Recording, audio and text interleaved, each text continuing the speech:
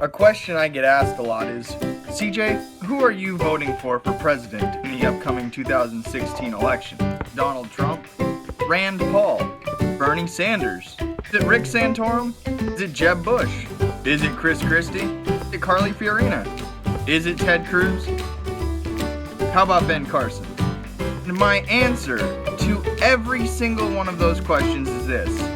Has any of these candidates spoken about family law reform? Have they actually said the words family law reform? Do they pander to people when addressing the family law problems? Do they give very vague answers to very logical questions in regards to family law reform? Do they straight up just not acknowledge family law reform needs to happen? Are these candidates tied to the family law industry? Do these candidates only speak to one gender, or do they speak to both? Are these politicians bought and paid for? Do they speak their mind and are not scripted?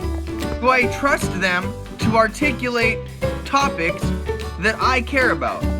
Out of all of this, the most important question to me is, where do they stand on family law reform?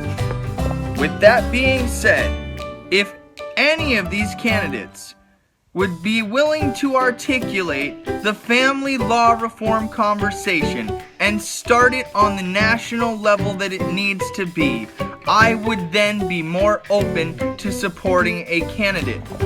There are candidates in this field that I like and I think would do a decent job. However, their ignorance of the family law court system, in my opinion, disqualifies them as a leader. Anyone can speak to the same rhetoric that has been spewing out of everyone's mouths for as long as I've had ears to hear this crap. It takes a true leader to talk about conversations on that stage that are important. First candidate to talk about family law reform will show courage where others show cowardice. So who am I voting for president? I guess we'll just have to wait and see.